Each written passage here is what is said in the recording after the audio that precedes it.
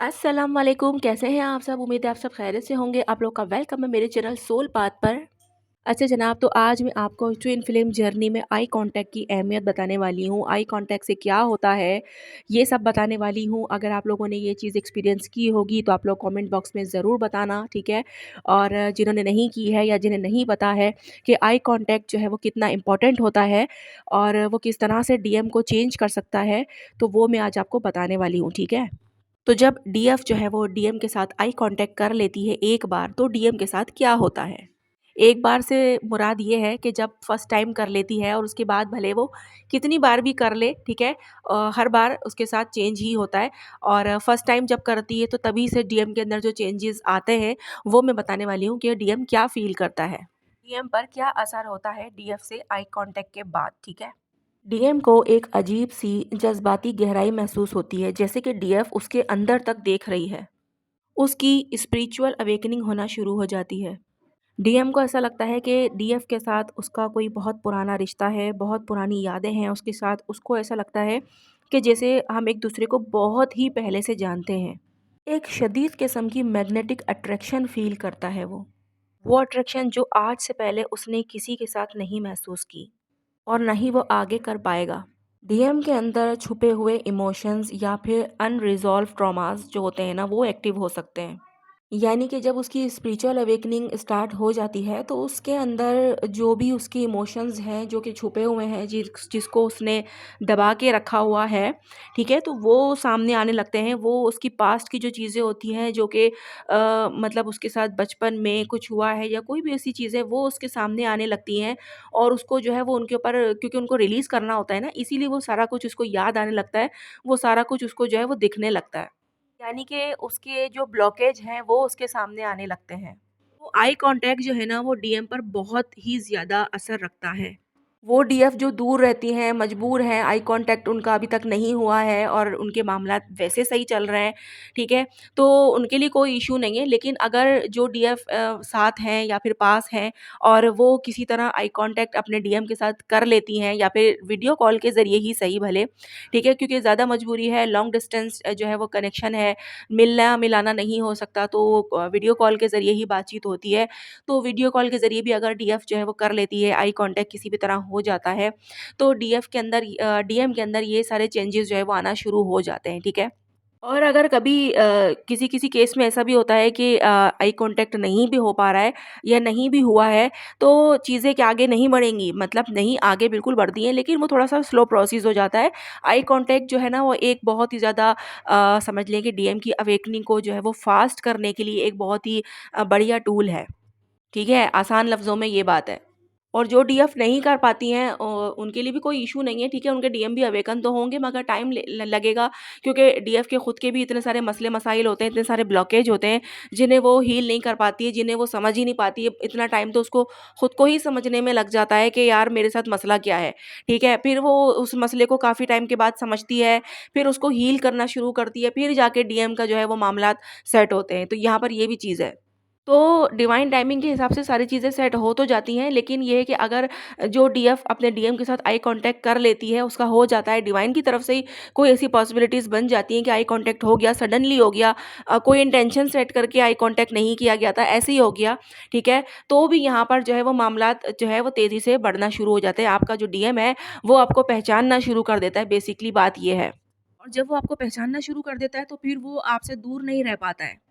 क्योंकि उसको मज़ीद आपको और जानने में इंटरेस्ट हो जाता है कि और क्या, क्योंकि जब आप उसको देखते हो तो उसको ऐसा लगता है कि आप उसके अंदर तक झाँक रहे हो। आपको उसकी सारी बातें पता हैं, आप उसकी हर चीज़ को फ़ील कर पा रहे हो, ठीक है?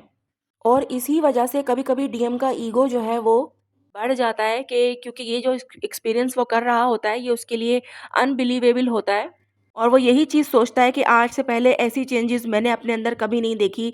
ये क्या मामलात हैं, ये क्या हो रहा है मेरे साथ, ये क्यों हो रहा है? और इन्हीं चीज़ों की वजह से वो अपनी डीएफ से थोड़ा-सा रन करने की कोशिश भी करता है कि यार मुझे बहुत ज़्यादा इसकी तरफ अट्रैक्शन हो रहा है, बहुत ज़्यादा इसकी तरफ पुल हो रहा है, जो कि मैं नहीं करना चाहता हूँ लेकिन फिर भी हो रहा है। तो मुझे क्या करना चाहिए? तो वो क्या करता है, इस टाइम पे दूरियाँ थोड़ी-सी बनाता है, अपने आप को ईगो में ले आता है। लेकिन फिर भी उसका जो दिल है वो अजीब शिद्दत से डीएफ की तरफ ही झुकता है। बिना लफ्ज़ों के भी डीएफ और डीएम एक दूसरे के इमोशंस महसूस कर सकते हैं। यानी कि बहुत सारे कनेक्शंस ऐसे हैं ट्विन फ्लेम्स के कि उनमें मतलब वर्डिंग नहीं है, बातचीत नहीं है, सिर्फ़ वो दूर से ही देख रहे हैं, आँखों से ही सिर्फ़ एक-दूसरे के साथ इंटरेक्शन हुआ है और खामोश ही रहते हैं, लेकिन उनकी भी एक अपनी कहानी होती है।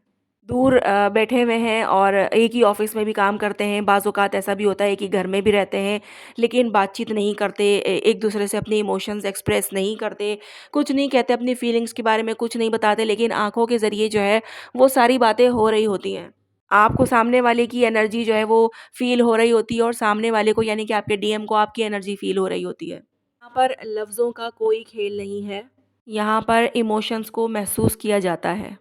तो जो लोग भी इस तरह की जर्नी में हैं, जिन्होंने आज तक बात नहीं करी है या फिर बहुत कम बातचीत करी है, सिर्फ़ आँखों-आँखों से उन लोगों के मामलात होते हैं, सिर्फ़ एक-दूसरे को देखना ही होता है और ख़ामोशी से बस एक-दूसरे को देखकर मुस्कुरा दिया और इतना ही काफ़ी होता है उनके लिए भी।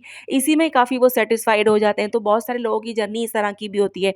तो आप में से किसी की अगर ऐसी जर्नी रही हो, तो ज़रूर एक जो है कमेंट बॉक्स में बताना, ठीक है? अगर डीएम जो है ना, वो अभी अवेकनिंग फ़ेज़ से बहुत दूर है, तो उसके लिए ये आई कॉन्टैक्ट एक शॉक जैसा होता है। क्योंकि इससे पहले तो उसकी मतलब ऐसे चीज़ें उसके अंदर हुई नहीं है, उसको कुछ पता ही नहीं है। ये सडन उसके अंदर जो चेंज आता है, ये उसके लिए एक शॉकिंग होता है कि यार ये क्या है? और इसी शॉकिंग की वज़ह से वो बहुत ज़्यादा, क्योंकि प्रैक्टिकल होता है, लॉजिकल होता है डीएम, तो वो अपने आप को जो है मतलब इस सब में इन्वॉल्व नहीं कर पाता है। वो बहुत मुश्किल में आ जाता है कि यार ये मेरे साथ क्या हो रहा है? बहुत ज़्यादा उसको मुश्किल होती है ये सोचने में और ये एक्सेप्ट करने में कि मेरे अंदर की फीलिंग जो है वो जो इसके लिए है या जो मैं इसके लिए फ़ील कर रहा हूँ या मेरे अंदर की जो सोल इसके लिए मुझे क्रेव कर रही है, वो जो है किसी और के लिए नहीं है। लेकिन क्यों नहीं है? चाहे वो मैरिड ही है, ठीक है? वो पर्सन मैरिड है, डीएम मैरिड है भले, लेकिन वो इसी वजह से परेशान हो जाता है कि यार ऐसे कैसे पॉसिबल है? मैं मैरिड हूँ, बच्चे भी हैं अगर, तो भी वो यही सोच के खुद को रोकता है, कंट्रोल करता है कि यार मैं मैरिड हूँ, बच्चे भी हैं मेरे, मेरी वाइफ़ है, हस्बैंड है, लेकिन जो है इसके साथ ऐसा क्या है जो मैं मतलब जो इसके लिए फ़ील कर रहा हूँ, आज तक मैंने अपने स्पाउस के लिए फ़ील नहीं किया? या जो कंप्लीटनेस मैं इसके साथ फ़ील कर रहा हूँ, जो हैप्पीनेस मुझे इसके साथ फ़ील हो रही है, वो मुझे अपने स्पाउस के साथ भी आज तक फ़ील नहीं हुई।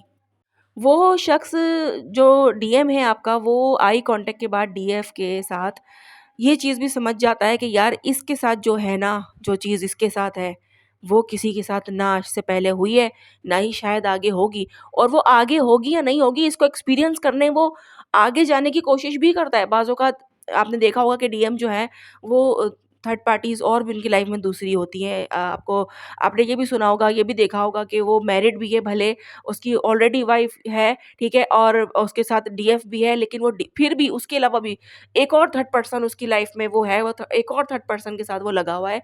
कहीं न कहीं डीएफ को शक होता है ऐसे मामलात में कि यार ये इसकी ज़िंदगी में मेरे और इसकी वाइफ़ के अलावा और कोई तो नहीं है। तो ये वाली चीज़ भी किसी-किसी के साथ होती है।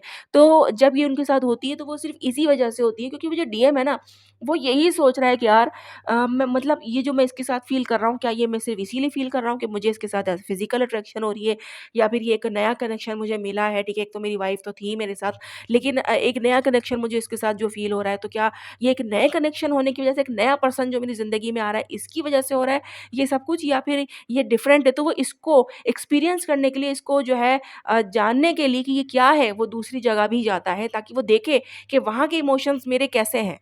लेकिन वो वहाँ जाके फिर समझ जाता है कि यार नहीं यार, जो मुझे वहाँ फ़ील हो रहा था, वो मुझे यहाँ नहीं फ़ील हो रहा है, भले कि ये भी बंदा नया है, ठीक है? ये बंदी भी नई है, न्यू इसके साथ मेरा मामलात शुरू हुए हैं, मुझे इसके साथ वैसी वाली इंटरेक्शन नहीं हो रही है, जो मुझे उसके साथ हुई थी। तो ये सारे एक्सपीरियंसेस भी करता है और फिर जब वो एक्सपीरियंस कर लेता है, तो वो फिर जान जाता है कि नहीं, यहाँ कुछ स्पेशल है। तो ये उसके लिए शॉकिंग होता है बहुत ज़्यादा, ठीक है? आई कांटेक्ट के ज़रिए भी डीएम और डीएफ की एनर्जी एक दूसरे में एक्सचेंज हो जाती है, ठीक है? यानी कि जो फीलिंग्स डीएफ अभी तक अकेले फ़ील कर रही थी, अकेले मैनेज कर रही थी, अकेले उसको सारी चीज़ें जो है वो दिख रही थी, समझ में आ रही थी, तो वो चीज़ें आई कांटेक्ट के ज़रिए डीएम के अंदर भी जो है वो एक्सचेंज हो जाती हैं। कहीं न कहीं वो भी जो है वो कुछ न कुछ समझने लगता है, ठीक है? और उसके अंदर मतलब डीएफ की जो है वो स्पिरिचुअल अवेकनिंग जो हुई होती है, तो उसकी वजह से वो भी उसके अंदर एक्सचेंज होता है ना, तो वो भी स्पिरिचुअल होने लगता है।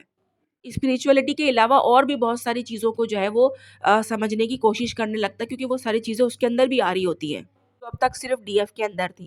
आई कांटेक्ट के बाद अगर जो चेंजेस डीएम के अंदर आ रहे हैं और उससे वो भाग रहा है, अभी भी वो एक्सेप्ट नहीं कर पा रहा है, तो वो इस वजह से जो है वो सरेंडर कर देता है, ठीक है? और मज़ीद वो भागने लग जाता है। मतलब सब कुछ डिवाइन पे छोड़कर कि यार ये पता नहीं क्या हो रहा है, मुझे नहीं पता। और वो क्या करता है, भागना शुरू कर देता है। क्यों? क्योंकि उसकी जो इमोशंस हैं, जो फीलिंग्स हैं, वो उसके कंट्रोल में ही नहीं है। और वो इसी वजह से परेशान हो जाता है कि यार ये पता नहीं क्या मामलात हैं, मैं तो किसी काम का नहीं रह पा रहा हूँ, मैं तो कुछ ही नहीं कर पा रहा हूँ, इसके बिना मुझे कुछ अच्छा नहीं लग रहा। चाहे अगर उसकी सिचुएशन जो है वो डीएफ के साथ आगे रिलेशन रख सकता है, नहीं रख सकता, जो उसकी सिचुएशन है वो उसको पता होगी। अगर वो मैरिड है, बच्चे हैं, या फिर कास्ट कल्चर इशू है, रिलीजन फैक्टर है, कोई भी है, तो वो क्या करता है, वो भागना शुरू करता है, क्योंकि उसको पता है कि यार मेरी इतनी ज़्यादा इसके साथ अटैचमेंट जो है वो मैं अफ़ोर्ड नहीं कर सकता हूँ।